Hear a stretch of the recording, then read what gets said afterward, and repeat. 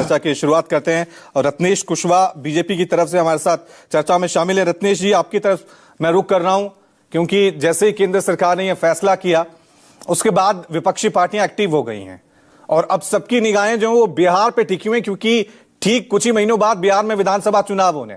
तेजस्वी यादव ने सीधा सीधा ऐलान कर दिया है कि इस लड़ाई में सबसे बड़ी भूमिका आरजेडी की रही। अब वो ईबीसी की बात कर रहे हैं, आरक्षण की बात कर रहे हैं। तो क्या आपने ये जातीय जनगणना, क्योंकि अभी पहलगाम का मुद्दा चला हुआ था, हिंदू मुसलमान ठीक चल रहा था, लेकिन उससे पहले आपने जाति का मुद्दा फिर से मंच पे ला दिया है क्या?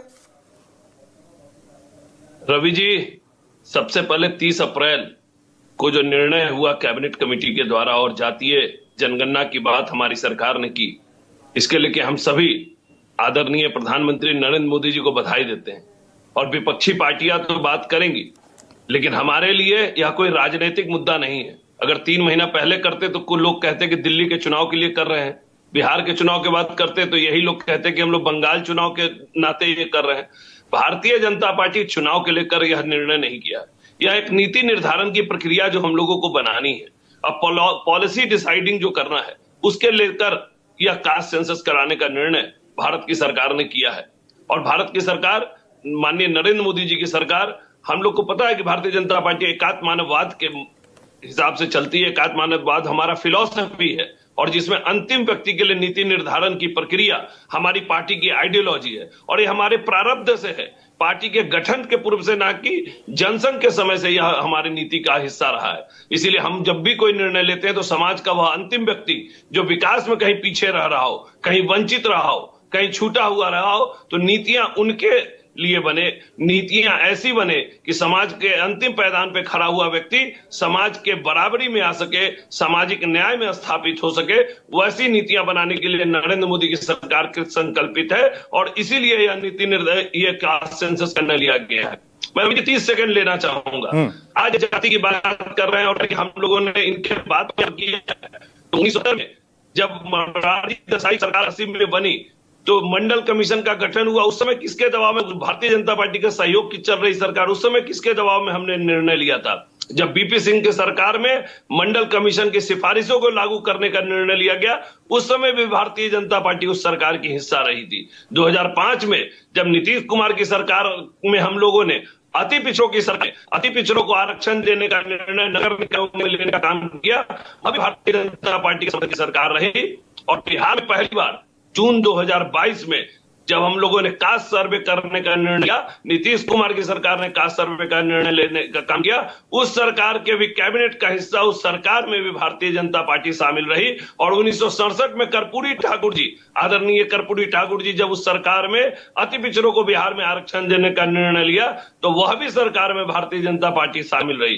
तो भारतीय जनता पार्टी हमेशा पिछड़ों और समाज के वंचितों के लिए काम करने का काम की है। लेकिन आज तक एक उदाहरण बता दें कि कभी आरजेडी हो या कांग्रेस हो जिसने आरक्षण को लागू करने का काम किया हो, कास्ट सर्वे करने का काम किया हो, तो उनके पास इन बातों का कोई जवाब नहीं है। इसलिए भारतीय जनता पार्टी समाज के सर्वांगीण विकास के लिए संकल्पित है, कृत संकल्पित है और इसीलिए हम लोग के समाज और देश को सामाजिक न्याय के रूप में बढ़ाने के लिए कृत संकल्पित सरकार, वैसे नरेंद्र मोदी की सरकार का यह निर्णय है। लेकिन रत्नेश जी, सवाल तो ये पूछे जा सकते हैं ना, अभी तो आपकी तीसरी टर्म है, पहली टर्म में, दूसरी टर्म में बीजेपी ने कई मुद्दा नहीं उठाया जातीय जनगणना का। अभी पहलगाम का हमला हुआ था, बीजेपी के जितने आईटी सेल के आप जो हैंडलर हैं, फेसबुक पेज हैं या फिर ट्विटर हैं, वहां देख लीजिए एक ही चीज पूछी जा रही थी कि पहलगाम आतंकी हमले में धर्म पूछा, जाति नहीं पूछा।